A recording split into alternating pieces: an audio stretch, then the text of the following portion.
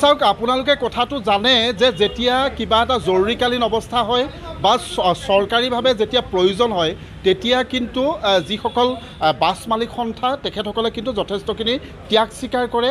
তেওঁলোকে আচলতে চৰকাৰী যিটো নিৰিখ ধাৰ্য কৰি দিয়ে সেই নিৰিখতে কিন্তু তেওঁলোকে নিজৰ বাহনসমূহ ৩-৪ দিন বা এসপ্তাহলৈকে তেওঁলোকে বাহনসমূহ প্ৰদান কৰে চৰকাৰী পক্ষক বা প্ৰশাসনক। আৰু সেই কথাটো আমি যদি চাওঁ সেয়া নিৰ্বাচনেই হওক বা অন্য আন জৰুৰী ক্ষেত্ৰতেই হওক বা সময়ছোৱাত কিন্তু বাছ মালিক সন্থাৰ যথেষ্ট ত্যাগ থাকে, সেই কথাটো অনস্বীকাৰ্য। আৰু কিন্তু শেহতীয়াকৈ যি আচলতে বাছ মালিক সন্থাৰ এটা অভিযোগ হৈছে যে যি বৰ্তমানৰ পৰিৱেশ পৰিস্থিতিত চৰকাৰে বা প্ৰশাসনে যিটো নিৰিখ ধাৰ্য কৰি দিয়ে সেই নিৰিখত কিন্তু তেওঁলোকে গাড়ীসমূহ যোগান ধৰিবলৈ অপাৰগতা প্ৰকাশ কৰিছে। আৰু যিহেতু তেওঁলোকৰ বহুখিনি তাৰ অন্তৰালত বহু সমস্যা আছে সেই কথাখিনি আমি পাতিম। যিহেতু ইতিমধ্যে সংবাদমেল যোগে যোৰহাট প্ৰেছ ক্লাবত ইতিমধ্যে উজনিৰ বাছ মালিক সন্থা উপস্থিত হৈ তেখেতসকলে তেওঁলোকৰ যিসমূহ সমস্যা সেই সমস্যাসমূহ অৱগত কৰিছে। যিহেতু 13-14 দেশৰ প্ৰধানমন্ত্ৰী আহিব অসমলৈ আৰু এটা বৃহৎ এটা অনুষ্ঠান যিহেতু নুমলীগড়ত আছে, সেই ক্ষেত্ৰতো তেওঁলোকে কিন্তু তাৰ প্ৰাক মুহূৰ্তত তেওঁলোকে কেতবোৰ অপাৰগতা দেখুৱাইছে। মই অকণমান আপোনাৰ ওচৰলৈকে আহিছোঁ, ক'ত হৈছে?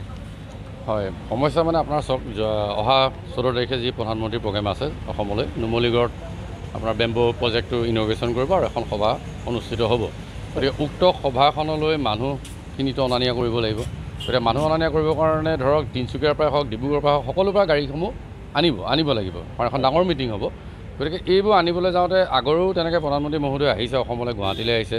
যোৱা বছৰ ডিব্ৰুগড় যোৰহাট মেলেঙলৈ আহিছিল, ডিব্ৰুগড়লৈ আহিছিল, ৰতন টাটা তেখেত জীয়াই থকা অৱস্থাৰ কথা কৈছোঁ। গতিকে সকলো ক্ষেত্ৰত এই চৰকাৰী নিৰিখ শব্দটো নাছিল, বুজিছেনে? তেতিয়া তেওঁলোকে আমাক মানে ফুল যিটো পইচা হয় সেই পইচাটো এটা হিচাপ কৰি পেলাই আমাক সেই পইচাটো দি দিয়ে, কাৰণ গাড়ীখন চলিব লাগিব, গাড়ী ফুৱেলৰ পইচা দি দিয়ে, গাড়ী মালিক সকলো বস্তু এটা হিচাপত চলে। এতিয়া কথা নাই বৰ্তমানে তেওঁলোকে ধৰক এতিয়া আমাক কৈছে যে গাড়ীসমূহ মানে চৰকাৰী নিৰিখত যাব লাগিব। চৰকাৰী নিৰিখত আমি ইলেকশ্যনলৈ গাড়ী দিওঁ। এনেকৈ এতিয়া ধৰক কাইলৈ কিবা এটা প্ৰগ্ৰেম হ'ব, পৰহিলৈ কিবা এটা এতিয়াতো ইলেকশ্যন আহি আছে, বহুত প্ৰগ্ৰেম হ'ব নহয়। আমি যদি আৰু ইয়াত চৰকাৰী নিৰিখতে গাড়ী দিবলৈ হয় তেতিয়াহ'লে আমি গাড়ীও বিকিব লাগিব আৰু আমাৰ পৰিয়ালবিলাকো নি পেলাই ক'ৰবাত মানে হয় কিবা এটা কোনোবাই চুইচাইড কৰিব নহয়, কোনোবাই কিবা কাৰণ খাব নাপাব, বেংকৰ পৰা আপোনাৰ EMI কাৰণে তাগিদা দি থাকিব নহয়। তো ইমানখিনি লৈ আমি তাৰমানে কাম কৰিবলৈ অকণমান দিগদাৰ হ'ব। সেইটো কাৰণে চৰকাৰী নিৰিখত আমি স্পষ্ট কথা, চৰকাৰী নিৰিখত আমি গাড়ীসমূহ নিদিওঁ। মানে একেবাৰে ন্যূনতম নিৰিখত আপোনালোকৰ গাড়ীখিনি? হয়, ন্যূনতম আপোনাৰ 2448 টকা গাড়ীখনক দিয়ে আৰু ড্ৰাইভাৰ হেণ্ডিমেনৰ 550 আৰু 700 টকা এটা পায়, মুঠতে 700 টকা এটা পায়। 700 টকাত এখন বাছত 3জনকৈ থাকে, তেওঁলোকে ধৰক ইয়াত এতিয়া ক'ত 50 টকা ভাত পাব, নুমলীগড়তো 50 টকা ভাত নাপাব নহয়। গতিকে চবতে বস্তুবিলাক এনেকুৱা হয় যে সেই 700 টকাৰ ভিতৰতে তাহাঁতি তাৰমানে ভাতো খাব লাগিব দুসাঁজ 3 দিন, আৰু আপোনাৰ ঘৰলৈও তেওঁলোকৰতো হাজিৰাটো কথা আছে নহয়।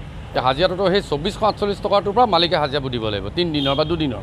তিনিটাক যদি 700, 500 আৰু আপোনাৰ 600 টকা, কিমান হ'ল আপুনি হিচাপ কৰকচোন। তেতিয়াহ'লে মালিকটোলৈ কি থাকিলে? মালিকটোৱে গাড়ীখনত ধৰক তেলখনে তেওঁলোকে ভৰাই দিলে, এডবোৰ থাকিলে, গাড়ী আপোনাৰ মেইনটেনেঞ্চৰ খৰচা থাকিলে, গাড়ী সেইদিনাখনৰ আপোনাৰ ইঞ্চুৰেঞ্চটোতো আমাৰ মাৰ গ'ল, ইঞ্চুৰেঞ্চৰ গ'ল, টেক্স গৈছে, এভৰিথিং গুচি গৈছেতো।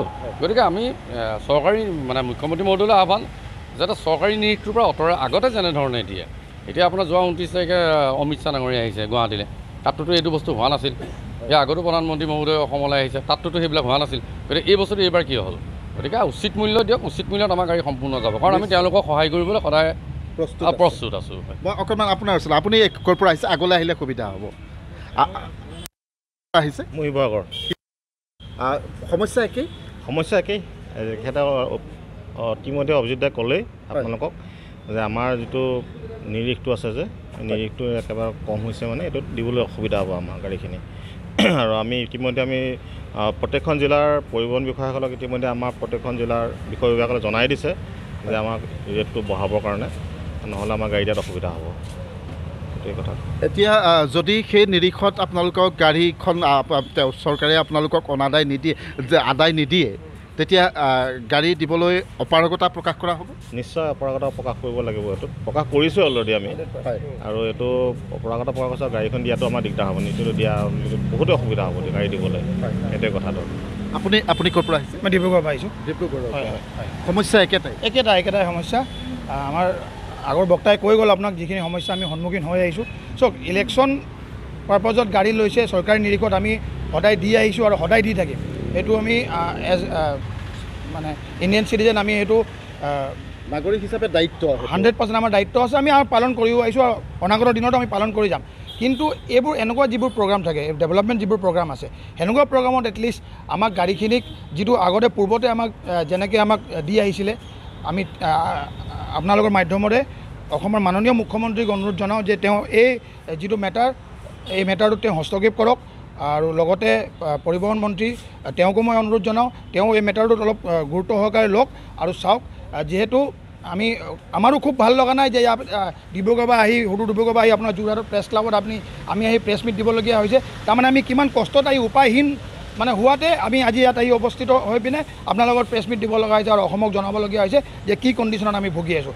সেইটো কাৰণে মই পুনৰ এবাৰ আপোনালোকৰ মাধ্যমেৰে অসমৰ মাননীয় মুখ্যমন্ত্ৰীক অনুৰোধ জনাওঁ যে তেওঁ এই মেটাৰটোত হস্তক্ষেপ কৰক আৰু আমাৰ যিটো চৰকাৰী নিৰিখ নহয় পূৰ্বতে আমাক যেনেকৈ দি আহিছিলে আমাৰ গাড়ীসমূহ তেনেকৈ অৰ্ডাৰ পাছ কৰক আৰু জিলা পৰিবহণ বিষয়াক তেওঁলোকে CM ছাৰে অৰ্ডাৰ কৰক যে পূৰ্বতে যেনেকৈ দি আহিছিলে আমাক তেনেকৈ দিয়ক আমি গাড়ীখিনি দিয়ক কোনো আমাৰ কুণ্ঠাবোধ নাই আমি আগতো সহযোগ কৰি আহিছোঁ আৰু আগলৈও আমি সহযোগ কৰি যাম আমি তাক প্ৰতিশ্ৰুতি দিছোঁ কিন্তু চৰকাৰী নিৰিখত নহয় চৰকাৰী নিৰিখত আমি গাড়ী তেতিয়াই দিম অকল ইলেকশ্যন পাৰপাজত আমাৰ পৰা লওক আমাৰ কোনো ক'বলৈ নাই আমি আগতেও দি আহিছোঁ আৰু আগলৈও দিম নিশ্চয় আপোনালোক আজি উজনি অসমৰ সকলো বাছ মালিক সন্থা আছে হয় আমি ডিব্ৰুগড় আছে শিৱসাগৰ আছে যোৰহাট আছে গোলাঘাট আছে আমি সকলোৱে ইয়াত আছোঁ উজনি অসমৰ মেক্সিমাম আমি সকলোৱে আছোঁ আৰু সকলোৰে পৰা আমি যৌথভাৱে অনুৰোধ জনাওঁ যে এই মেটাৰটো আজি আৰু খুব বৰ বিশেষ দিন নাই 4-5 দিনে ৰৈ আছে মাজত অতি সোনকালে এই মেটাৰটো আমাৰ